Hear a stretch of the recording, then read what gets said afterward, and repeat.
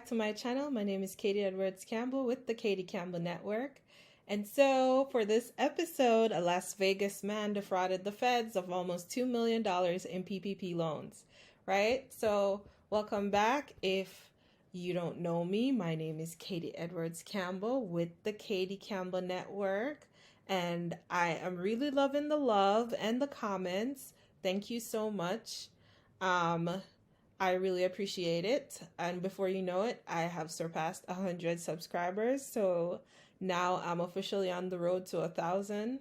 Help me get there. Tell your friends, tell your family. All right, this episode we want to talk about Jorge Abramovs. I don't know if I'm saying that right, but he was arrested on January 15th on account of bank fraud, according to court logs. He remained in custody following a hearing Friday in Las Vegas federal court.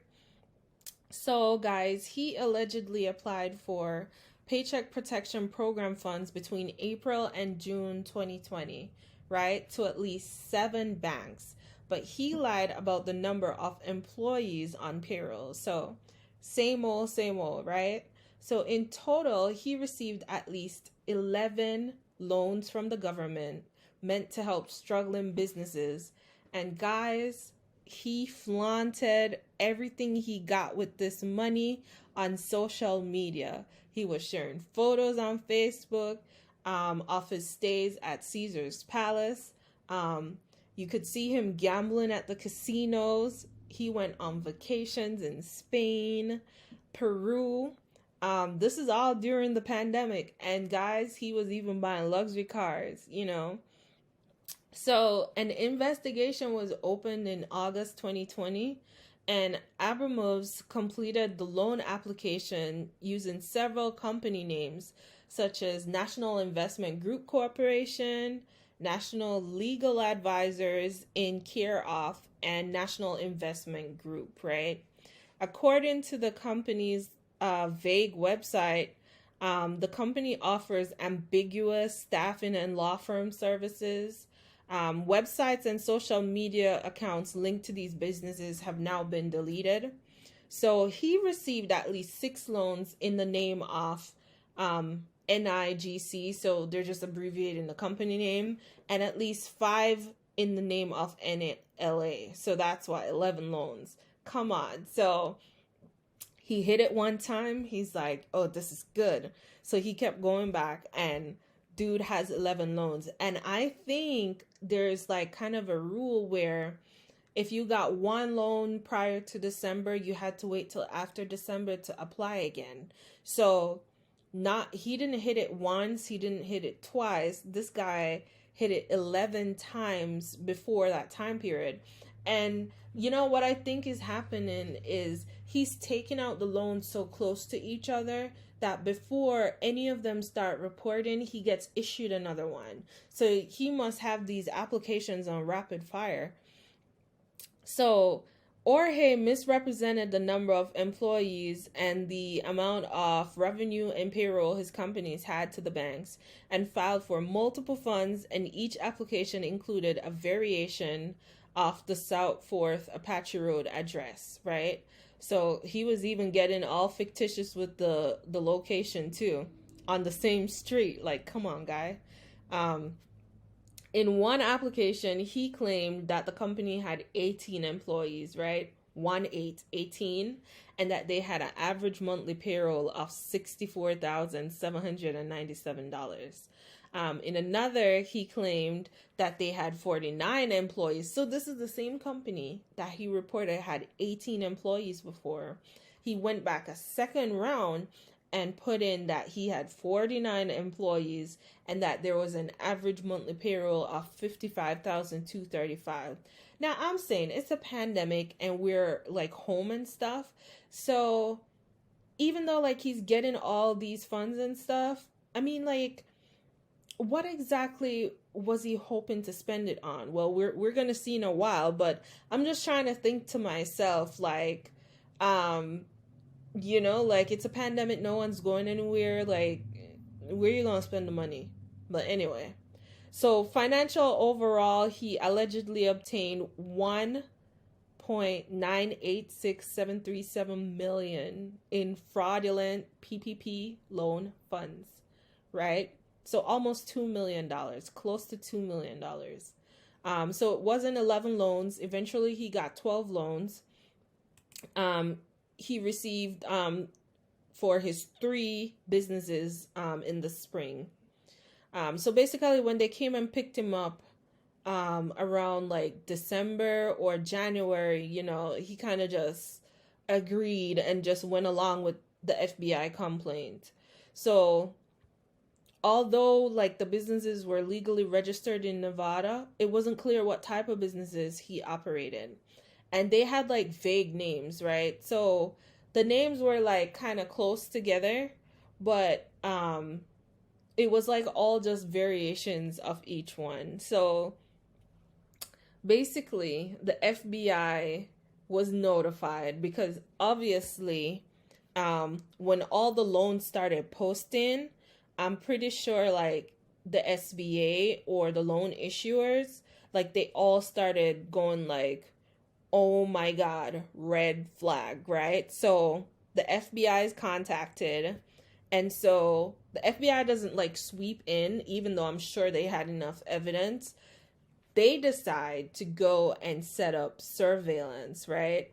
So they pull up to like the storefront address to just kind of see like if he has like a real business and stuff going on. So it seemed like he had a business, but it just looked like a storefront. Like when somebody laundering money, they get a little storefront and you see like 1 or 2 people walk in who maybe are not familiar with the place and they're just kind of looking around, not like true customers or anything like that, right?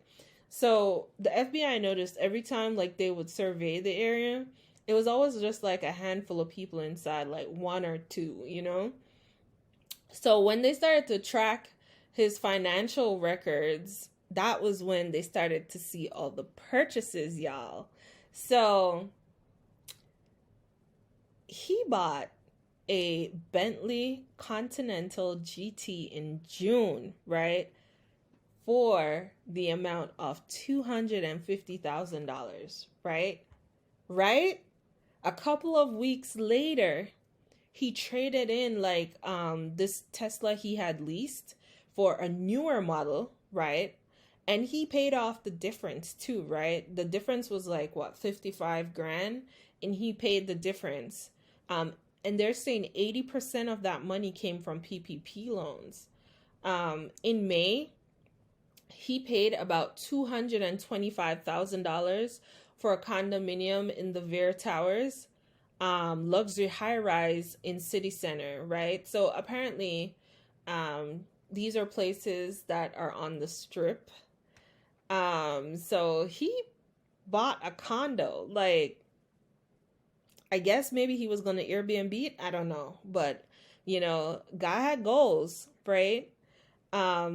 So they said 80% of that money came from the PPP loans too. The following month, he paid $410,000 from the PPP loans for a second unit in the same tower, which was also located on the Las Vegas Strip. So, he bought, so let's do like a roundup. We have the Bentley, the Tesla, and then he had like the 2 towers on the Las Vegas Strip. And to me, it just seemed like he just blew the money. Like almost $2 million, and you take $410,000 to buy a second condo. You take $225,000 to buy another condo. $250,000 to buy a Bentley, and then $55,000 for a Tesla. Like he ate up like almost, like a good majority of that money, just like spending. And can you imagine how much of it he gambled? Oh man, he must have had like a wonderful time. So hoping I can slip like some pictures in here.